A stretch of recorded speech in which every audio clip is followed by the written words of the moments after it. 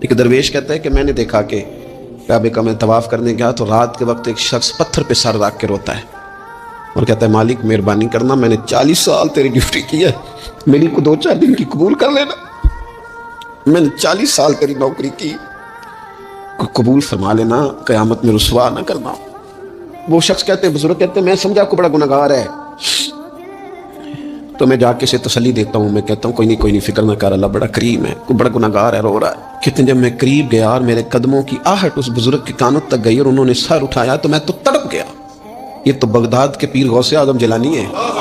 کہ میں نے 40 سال کی ہے۔ نبی پاک علیہ السلام نے فرمایا تیری آنکھ سے اگر اتنا آنسو نکل گیا نا اللہ کے خوف سے، جتنا مکھی اور مچھر کا پر ہوتا ہے، بڑا روتے ہیں لوگ، میں نے روتے دیکھے ہیں، دولت کے لیے، دنیا کے لیے، دوستوں کی بے وفائی پر، اپنے بچوں کی نافرمانی پر، پیسے نہیں ہیں تو رو پڑے، فلانے نے مجھے تنگ کیا تو رو پڑے، لوگوں کے لیے روتے ہیں، انسانوں کے لیے روتے ہیں، رب کے لیے رو کے دیکھ کتنا رونا ہے۔ حضور فرمانے لگے جتنا مکھی اور مچھر کا پر ہوتا ہے نا، اگر اتنے آنسو رب کے خوف سے تیری آنکھ سے نکل گئے تو حضور فرماتے ہیں جس طرح بھینس کے تھنوں سے نکلا ہوا دودھ دوبارہ تھنوں میں نہیں نہ جاتا، اگر کوئی اتنا بھی رو پڑا جتنا مکھی اور مچھر کا پر ہوتا ہے تو اس بندے کو اللہ دوزخ میں داخل نہیں کرے گا۔ تکلیفیں ہمیشہ گناہوں کی وجہ سے نہیں آتی، انسان دکھوں میں، مشکلات میں صرف اپنی غلطیوں کی وجہ سے نہیں الجھتا، بلکہ نبی پاک علیہ السلام نے فرمایا ہے اللہ تعالیٰ کسی بندے کو کوئی درجہ دینا چاہتا ہے،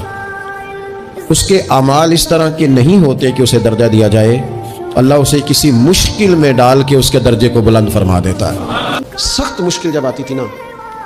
تو صحابہ پڑھا کرتے تھے حسبنا اللہ و نعم الوکیل نعم المولا۔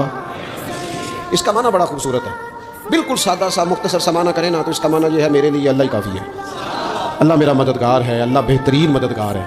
نبی پاک صلی اللہ تعالیٰ علیہ وسلم نے فرمایا جو آدمی محنت کرے، کوشش کرے اور شام کو تھک کے سو جائے اللہ اس کے پچھلے گناہوں کو معاف فرما دے گا۔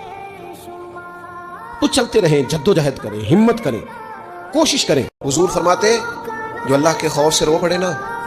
جس طرح بھینس بکری گائے کے تھنوں سے نکلا ہوا دودھ دوبارہ تھنوں میں نہیں نہ جاتا، اسی طرح جو رب کی یاد میں رو پڑے وہ دوزخ میں نہیں۔ ایک شخص نے بیوی کو طلاق دے کے دوسری شادی کی، اس کا بیٹا تھا 10 سال کا، اس نے اپنے بیٹے سے کہا کہ بیٹے بتا پرانی اماں صحیح تھی یا یہ صحیح ہے؟ اس نے کہا نہیں ابا وہ تو جھوٹ بڑے بولتی تھی، یہ صحیح ہے۔ وہ جھوٹی تھی، وہ جھوٹ بڑے بولتی تھی، میری سگی اماں یہ سچ بولتی ہے۔ اس نے کہا وہ کیسے؟ کہنے لگا اس لیے کہ میں کوئی شرارت کرتا تھا تو میری سگی اماں مجھے تھپڑ مارتی تھی اور کہتی تھی تجھے روٹی نہیں دینی، جا دوڑ جا گھر سے، تو میں دوڑ جاتا تھا تو جھوٹ بولتی تھی نہیں دینی، پھر آدھے گھنٹے کے بعد مجھے ڈھونڈنے لگ جاتی تھی، ڈھونڈ کے لاتی تھی، پھر میری منت کرتی تھی، پھر مجھے کہتی تھی نہ مجھے ستایا کر، مرضی کا کھانا بنا کے دیتی۔